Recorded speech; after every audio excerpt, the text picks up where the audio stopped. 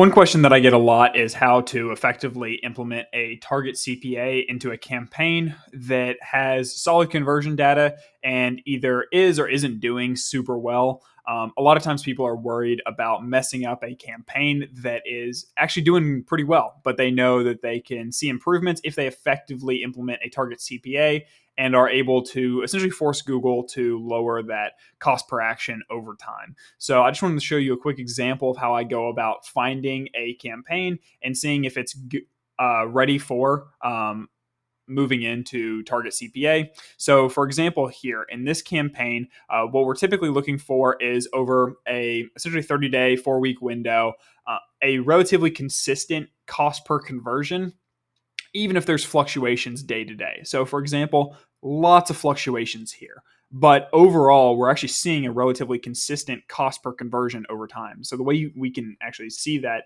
is by just breaking it down and going and looking at specific 2-week windows. So for example, we've got a $7.30 cost per conversion here. If we go back and we look at this random window right here, we've got a $6.41 cost per conversion. And so there's a fluctuation here of around 10-20%. That's not too crazy. We're not seeing like 50% jumps week over week between different periods. As you can see, there, if we go back out and we look at the actual cost per conversion, there's a massive amount of fluctuation here. I mean, we have cost per conversions that jump up to $24 and then some that are as low as $4. But averaged out week over week, it's staying relatively flat. So this would actually be a good campaign to implement implement Target CPA. And so what we're actually going to want to do here, for example, if our Target CPA is actually $5, that's what the business wants. If they get their Target CPA to $5, they will be extremely happy. They will stay with us forever. We don't actually want to start there. We actually want to start, we'll look at the past, let's say 3-week window, I'd say is a good approximation. You can use 2 weeks, you can use 4 weeks. And we want to look at what the actual cost per conversion is over that period of time. And that's actually what we're going to switch it to. So we'll actually go in and we'll go into the settings for the campaign. Obviously, you want to be looking at the specific campaign. I'm just using this entire account as an example. But you'll actually want to go into the campaign settings. Then you'll throw in a Target CPA. I would throw it in of $7.25. Just make it a nice round number. Make it easy.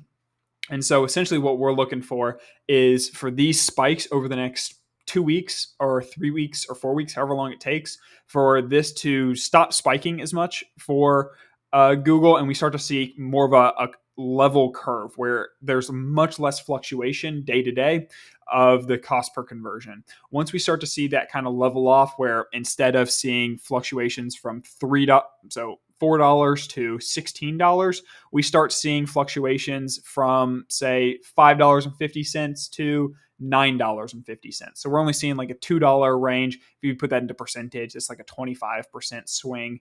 Don't use, these numbers aren't specific. It's just kind of a approximation. Whatever works best for your business, you'll have to kind of use best judgment. But a 25% swing down from whatever this is, like a 50% swing, that's a pretty solid reduction. So once we start to see it start to stabilize there, that's when we can start to actually drop the Target CPA down to start going in the direction where we want it to, which is $5 per conversion in this example. And so we don't want to, as soon as it levels off, we don't want to go ahead and drop it all the way down to $5. Essentially, you're going to want to drop it 10% at a time. So in this example, if it's $7.25, we'll want to drop it 72 cents and 72.5 cents. We won't actually do it specifically like that. You can use general approximations, but essentially once we saw it level off at $7.25, we can then drop it to $6.50. You can, if you're worried about, if your campaign's already doing well and you're worried about dropping it too much and it messing up your optimizations, one thing that you can do is you can actually start your Target CPA higher than this. You could actually start it at $8 just to make sure that you're cutting out these like really high fluctuations and you're not constraining Google too much. But general rule of thumb is just to match it to whatever your actual cost per conversion is. But essentially you can move it down 5%, you can move it down 10%. 10% is typically a good line. You don't really want to go over that because then you're there's no fix. Like if you go to 11%, you're not going to all of a sudden mess up the campaign, but 10% is a good line to be like, okay, we're moving in the right direction, but we're not moving too quickly. And then you essentially just repeat this process until Google is no longer able to lower the cost per action consistently. And that's where you'll know you've kind of hit the maximum amount of improvement that you can see from Target CPA in your current campaign setup. There's plenty of other things you can do to optimize your campaigns, obviously. But from just reducing the Target CPA, that's when you'll know you've hit the maximum point of improvement from using this slowly reducing Target CPA. So hopefully this video helps you implement Target CPA effectively. Feel free to comment down below if you have any specific questions about your specific ad account or specific campaign. I'd be more than happy to answer them, kind of help you out. So hope this video helps, and I will see you in the next one.